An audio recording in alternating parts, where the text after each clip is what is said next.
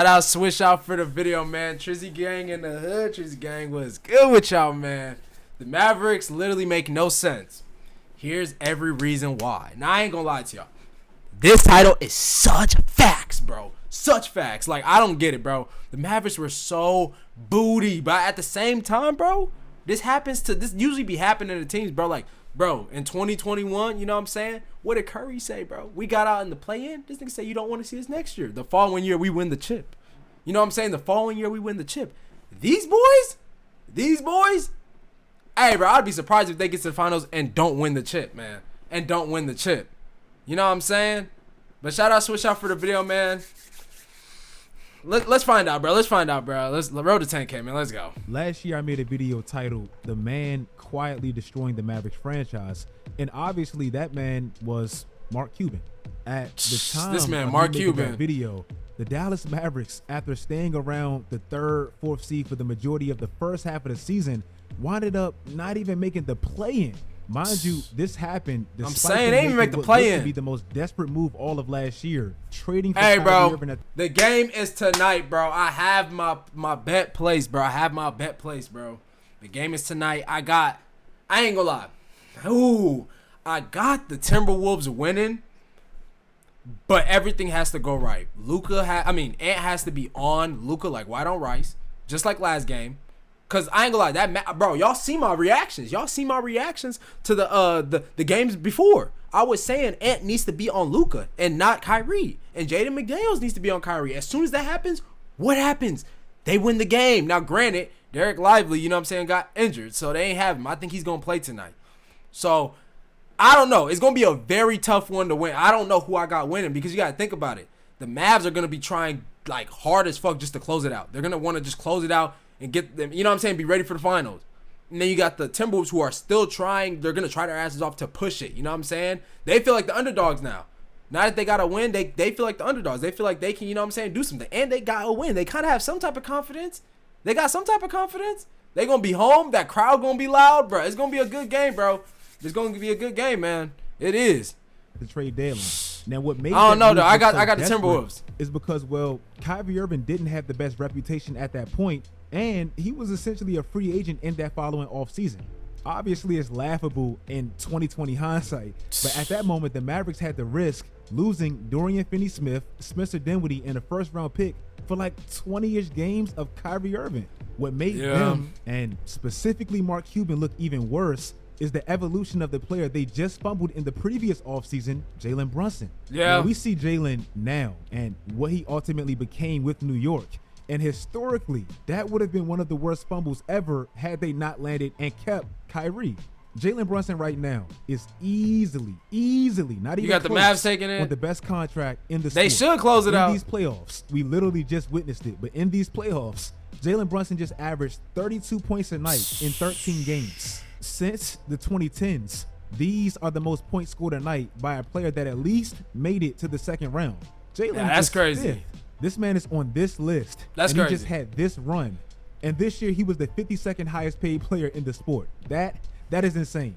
What makes Mark look even worse prior to the Kyrie trade is the contract he's on right now in New York. But Jalen, bro, contract. He wouldn't have became the player he was if he stayed. Had he stayed in Dallas. Mark Cuban didn't even want to pay him basically half of what he's making right now in New York. And that would have made him around the 110th highest paid player in the sport. Bro, it's tough as hell. Yes, it was literally that bad. And yes, it looked terrible. But sometimes in sports, you really just have to get lucky. And now landing the mature vet version of Kyrie that literally lost nothing after what you just fumbled with Jalen, it doesn't get much luckier than that. Today's video is sponsored. Hey, man, they better be paying my man Swish out a bag. Back in the NBA, Dallas Mavericks, barring an epic all-time collapse. Bro, he had Rudy dancing. And the story of this team, not even just because of Kyrie. Whoa, did he say they're back in the finals? And barring an epic all-time collapse, they're back in the NBA finals. Oh my gosh! Of this team, bro, this man Swish out already put them in the finals. The series ain't even over. Oh my gosh, the disrespect to the Wolves is crazy. Not even just because of Kyrie, it's a lot more special than you probably even realize. But starting with Kyrie, the entire NBA, they that's crazy. An apology. Not saying Kyrie's been perfect because he hasn't. Anybody saying he has, they're a stand. But the criticism for this man to me has been harsh. And his character, in my opinion, was always a little bit nitpicked. First of all, certain things he stood for was absolutely right, especially one specific thing. We don't even have to get too deep into it, but in 2020 hindsight, it looks like Kyrie was basically right. And to be fair, and to add the other side, yes, Kyrie's tried stuff that absolutely didn't work. He's even admitted through maturity and age, he learned how to become a better pro and a much better leader, and you're seeing it now. Leaving LeBron, going to Boston, LeBron was trying crazy. to be the number one option. You commend his confidence, but let's be honest, it absolutely didn't Bro work. was sticking up the Left middle extremely finger. ugly, and Nigga 5 cannot years later, stand the it's producing one Celtics. of the Oh best my storylines gosh. of the finals that I've ever seen. I can't wait. Joining a fragile, desperate franchise like Brooklyn, who essentially gave Kyrie and Kevin Durant all the power, it didn't work. To me, that situation and the Clippers situation. This dude, KD, really left Steph Curry to go play with Kyrie and did not win a ring. Like, nigga, what are you doing? It shows why you can't give a player everything, because soon enough, it will become a clown show. You need some type of structure. The Brooklyn Kyrie homecoming stuff, it didn't work. And now KD is about to watch Kyrie get this ring. That's crazy. I believe Joe Tsai, he didn't handle the last situation how he should have. It was a little excessive in my opinion. So yes, we know Kyrie's been through a lot, good and bad. He won a championship at like 22 and hit that crazy shot. He's been through a lot. But all of that bunched in one has produced the guy, the leader that we see now, a major. Can we stop seeing that shot? Making the finals. Last year, he landed in Dallas beside Luka Doncic. And anybody who closely watched the collapse of the Mavericks last season, they knew it was never Kyrie's fault, ever. What he was brought there to do, he absolutely did. In his 20 games there, yeah, they was 8-12, 4 games below 500, but he averaged 27 points per game, crazy high efficiencies, career high in field goal percentage. And they still didn't make the play-in. Led the fourth quarter in points per game. That's crazy. You couldn't ask Kyrie to do more. It had nothing to do with his production. The team, they already had major holes way before they even got Kyrie. And trading for Kyrie obviously is working down, but it created even more problems within their depth. When Dallas got Kyrie, they instantly became the second most efficient team in the NBA. But defensively, they were absolutely abysmal. That team, the 2023 Mavericks, they had the perfect recipe for they didn't even have Jones. Fun-ass team to watch because they go and put on the show, but an absolute disaster. Couldn't stop anybody, so they needed Kyrie and Luka to basically outscore everybody to even get a win, and couldn't grab a rebound. You're not winning in the NBA like that. Last season, Dallas, they had the worst rebound differential in the league, but not only we got to see what y'all do they had tonight. the worst rebound differential by any team in the last 4 seasons up to that point. I remember I put this in that Mark Cuban video last year. Look at the teams with the worst rebound differential up to that point over the years, and look at their record. Again, it's an absolute recipe for a disaster. Trading for Kyrie solely was never going to fix that. I don't care if he averaged 35 points a game. Look at the Phoenix Suns this year. They got all those quote-unquote all-stars, but they had a minus 16 rebound differential. Oh my gosh, bro. And this is what I be trying to say. Niggas be trying to say, I'm not speaking facts when I be giving my basketball takes, bro. Like, KD, bro, you got to understand, bro. You can't go anywhere else and build that super team, bro. It's not working, bro. It ain't working, bro. It ain't working. It ain't. Look at them, bro. It ain't working, bro. It ain't. You know you got to come home, bro. You know you got to come home, bro. Come back. You know it, bro. You know where, bro. Got swept. Look at this, bro. This offseason, and even through this year's trade deadline, I want you to pay close attention to how those little subtle moves paid dividends in the end. Last season, post the Kyrie trade, they struggled before that, but definitely after. They didn't even have one player, not named Luka Doncic, averaging over 5 rebounds a game. He's not even a big, bro. He's just a great rebounder for his size. Yeah, that's the same. This season, they have 3, and all 3 of them are the 3 big pieces they got within the last 10 months. The rookie they got. And it pisses me off, bro, because I remember during the trade block, I was like telling people that was, you know what I'm saying, Warrior fans and shit, like, bro, we should go get Gafford. We need Gafford. You know what I'm saying? We need Gafford. I don't care if he can't shoot the 3. We need Gafford. Niggas was saying, no, we need Dwight. Like, nigga, bro. We need Gafford, bro. Like, he was just a perfect pickup for Dallas, and to me, he was a clear example of how sometimes drafting and they got for Lively. Fit, him and Brandon Miller, drafting for fit can be beneficial. I'm sorry, Golden State. it just didn't work out when y'all had that second pick. It just didn't. Derek Lively, Get this bum off my screen. I don't want to speak of him no more. And one of the main reasons they rebound now is because he and Daniel Gafford, one of their mid-season additions, they have size, they alter shots, and they clean the glass. They didn't have that last year. Derek Lively unfortunately lost his mom, rest in peace, and he split minutes with Daniel Gafford, so he didn't really get to play as much as he will in the future. But amongst players that played around the minutes he played, under 24 minutes a night just about, he was fourth in plus minus. He was first in field goal percentage. We know why. And he was third in rebounds. And I believe like second in blocks. Bro might be in the game tonight, man. You want to see how impactful he is and how crucial he is for that team. I hope he can come back in a timely manner because that shot to the head was pretty hard. But in these playoffs, he had the second he got that Drake in rookie ever and first on the Dallas Mavericks whole team.